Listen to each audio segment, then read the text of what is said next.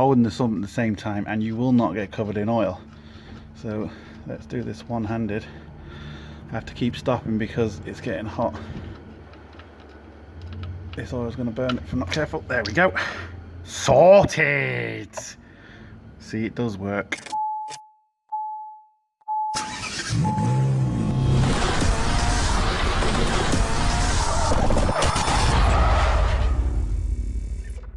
Welcome to another Bodgit and Leggit video. Now we've got a 2007 1.2 Opel Corsa here, or Vauxhall, depending where you are in the world. We are in Ireland, but this is an English import, so that's why it says Vauxhall. But anyway, what this video is going to be about is not everything that I do on a service, because every garage kind of has their own little ways of doing this. Is more of a DIY on your driveway, how you would do it, and the tools you kind of need. Some are kind of, well, it's just what you need, what you're going to need to actually service the car. There's no real specialist tools per se, but there is a few things you're going to need, like a T45 torque, for example, to open the sump nuts. That might not be in everyone's kind of standard set. And as you can see, I am doing it in my new place on the floor. Still haven't got anything sorted out yet. We've got it jacked up, we've got an axle stand, and we've got a chock on the rear wheel, which is very, very important. So that's what you have to do. Never rely on the jack. What I do have to do is just lower the car down on the actual axle stand. And what I do is I just leave the jack there in place as an extra precaution, even though all the weight will be on the axle stand. Also, what you want to do is, when you are doing this, there is a big debate whether to heat the engine up or not. Personally, I always heat the engine up. All the crap and the sludge can come down. It is obviously a bit more dangerous because everything's boiling hot. But what you also want to do is, when you're under here, we just got a normal tray, as you can see, but you want the car angled to where the sump plug is. So in other words, if the sump plug's to the left or the right, you want to angle the car if it's to the back or the front. So all the oil has a chance to drain out whichever place the sump plug is. And as you can see on this one, the sump plug's kind of at the back of the engine, so I've just lifted it straight up, which will allow me to let the oil drain out. Now we do have to be careful because this is going to be hot. And yeah, so the first thing I'm going to do is, well, lower the jack down first, and then put the take the sump plug off. Sorted. Right, the weight is on the axle stand, so let me crack this T45 sump nut open and we'll continue. Now there is a few things you can do to try and not get covered in oil. Obviously wear gloves is one of them, but as you're screwing this off, you can kind of lift it up as you're screwing it off, if that makes sense, and that will allow you, so you know when the last thread is. Let's see if we can do this on camera one-handed. It's getting hot. So you push up against it and that will stop the oil from coming out, and you keep twisting it until you think you've got all the threads out, and you quickly move your hand away, holding the sump at the same time, and you will not get covered in oil. So let's do this one-handed. I have to keep stopping because it's getting hot. This oil is going to burn if I'm not careful. There we go. Sorted! See, it does work. Let that drain off and then we'll continue. A good tip is always take off this so you know you've got no oil in it.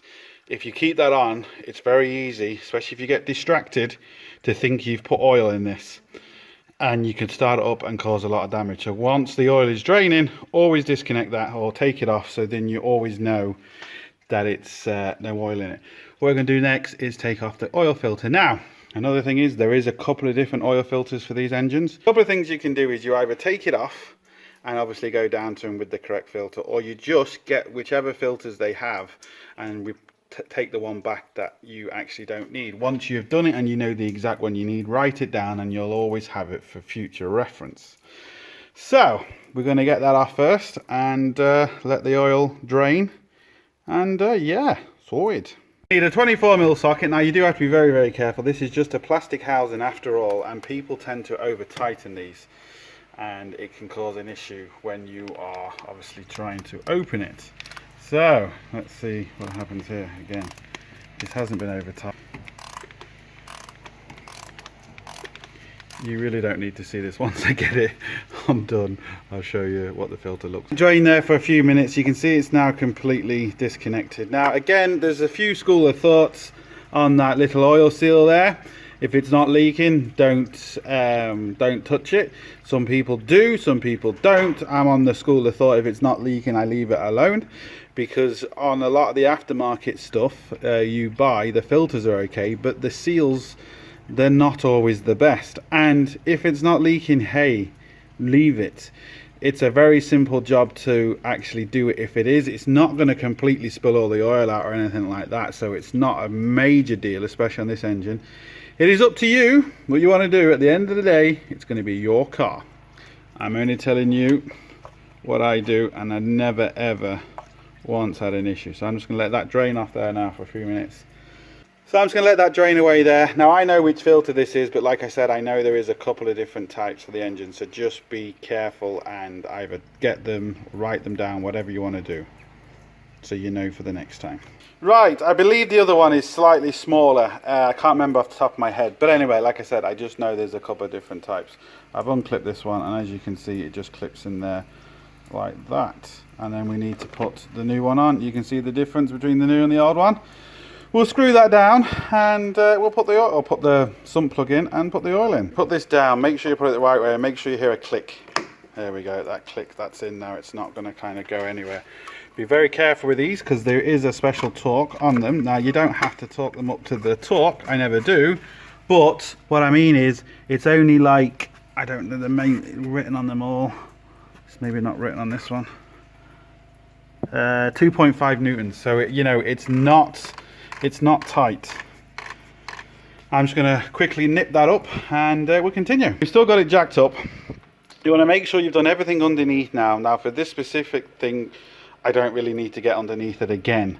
So I'm going to actually lay it down, because you want the car nice and flat before you start putting oil in, because you don't know the exact level. So never put oil in or check oil when the car is on uneven ground, because you won't get a true reading. So I'm going to shove this down, and I can do everything else on my service from the top then. Sorted. There's a huge debate online about oil, and I really don't understand why. Look, at the end of the day, whatever the manufacturer says, put that in your car. Simple as, end of story. Now, once your car has done over 100,000 miles, what I do is, like this for example, was recommended 530, and I'm putting 1040 in it because it's done over 100,000 miles, but I'm still using the same spec oil, which is vitally important. It's the spec of the oil that, you know, cleans the engine and keeps it, you know, to whatever the manufacturer specification is. The reason why I'm putting slightly thicker oil is because there's going to be wear in this engine. There is no two ways about it. They just will be. And the thinner oil is going to make the engine wear quicker, where the thicker oil will just take up that little bit more slack, and it will just be better for the engine. Now, there's another huge debate of when to actually change your oil. Now, personally, do it every 5,000 miles, regardless. Whether you do 5,000 miles a week, or, well, 5,000 miles or once a year, whatever comes first. If you only do 50 miles a year, do it every year, because, you know, condensation and stuff, and it does deteriorate. So, every 5,000 miles or once a year. End of story. Guarantee you, if you do that to any of your engines, they'll be as sweet as a nut. So, that's what I'm putting in this. I'm going to put this in first. Also, always add little bits at a time. Don't go online, and online someone says, oh yeah, this takes 6 litres, and you bang 6 litres in, and you realise it's too much. Just pour a little bit in the time, because it's always easier to add than to take away. So never go online. Just keep adding until you get to your right dipstick level. Simples! So let me do that, and then we'll dip it and see what the story is. Might sound a little bit ropey at first, but don't worry about that. Just start it. Let the oil light go out. There you go. Oil light went out. The engine note completely changed. I'm just going to wait a couple of minutes now, and I'm going to re-dip this again. Now, bear in mind, it would have filled up the oil filter, so regardless, you're always going to have to put some in. I know I put enough in. I put 3 litres in here, which is enough to start it, just to do what I just did safely. Then, once it fills up the oil filter, then we're going to actually dip this and see exactly where we are at. Sorted.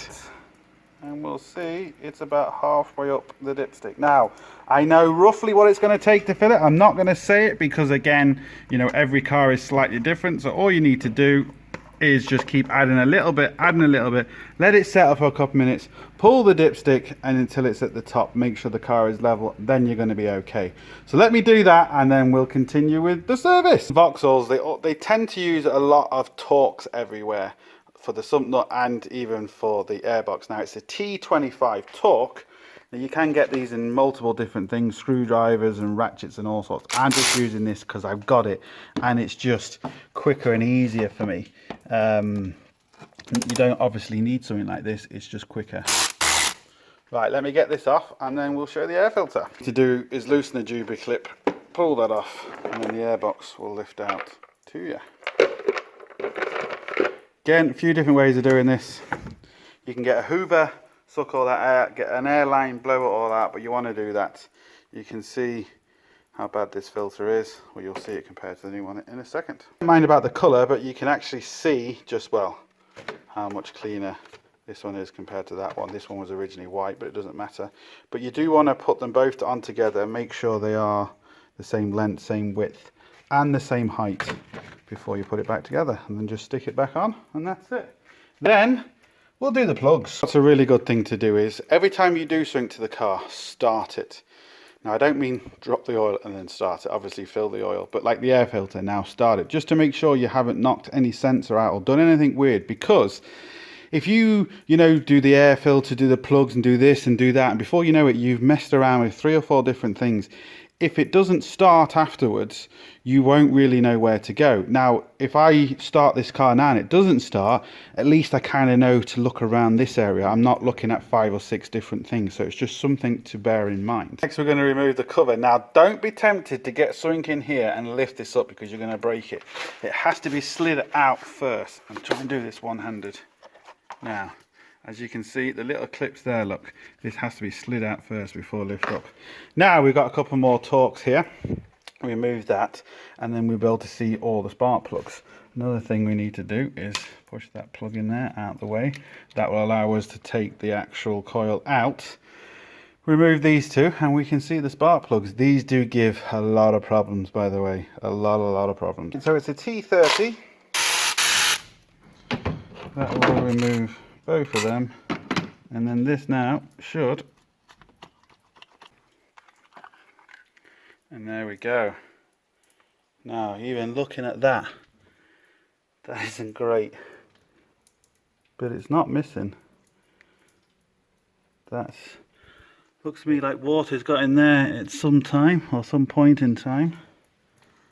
Let me turn the light on. Yeah, water's got in there, which is unusual, but it, like I said, it's not, look, I can clean that off, it's fine. There's not a problem with it, it's not missing, it's not doing anything. Just maybe a bit of crap's got in there for, don't know how or why, but it is what it is. Now, let's whip these out 16mm.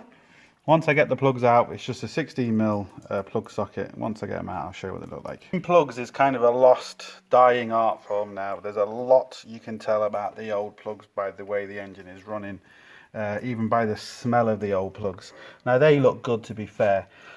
Always check your spark plugs with a feeler gauge. I'm going to be doing that in a separate video just so it's easier for people to kind of get the video, on how to check your plugs and stuff like that. So I'm going to do that in a separate video. But another thing you need to make sure of is when you put your plugs down, always screw them in by hand as far as you possibly can, because otherwise you could very easily cross thread them. If you put them on something, or even if you just get the ratchet and start screwing them down, even with a hand ratchet, you can cross thread these, and if you cross thread them, you're in a lot of trouble. So always screw them down by hand as far as you can first. Always make sure that your plugs are actually identical. And what I mean by that is, even if they're not the same make, just put them up to next to each other to make sure the threads are the same length. If it's too short, it's not really a problem, but if it's too long, it could damage your pistons and cause thousands of pounds worth of damage in your engine. So it takes a couple of seconds just to check them. If they're the same make, obviously double check the numbers, but if not, just check them that they are right. If they're still wrong, in the sense of, let's just say you did get the wrong plugs, at least you're not going to do any damage if they're not longer than the other plugs. You don't need this bit of equipment. I just got it because, I like getting gadgets. I'm just stupid. But anyway, as you can see, the plug won't fall off. You can just use your normal plug socket for this. You don't really need this. And you put it down with this or the plug socket, and you just screw it as much as you can by hand, so you know that you're not going to cross thread it, and you just nip it up with your ratchet afterwards. You see I've got the other ones in there. Just keep going until I can't go anymore, till the thing spins, pop it up, and there we go. Boom, sorted. That's it. Now, obviously, if I start it and it doesn't start or something weird, I know it's got something to do with the spark plugs or something I put in. That's why I said it's always best to start it going along as you are doing bits. I'm going to do now an awful lot more checks and stuff that I normally do, but this, like I said, this was just to show you on your driveway, kind of, you know, the basic service, the tools you would need, and kind of what to look for and stuff like that. So as always, I hope it helps. Please like, share, comment and subscribe. Don't forget, links up here, links down below, but most importantly, don't forget, get your hands dirty. See you for the next one. Sorted. I forgot the most important part of a service. I've showed this in my other video before. I call it spraying a bit of bullshit. You ready? Oh, look at the difference. Oh, a bit of bullshit. Sorted.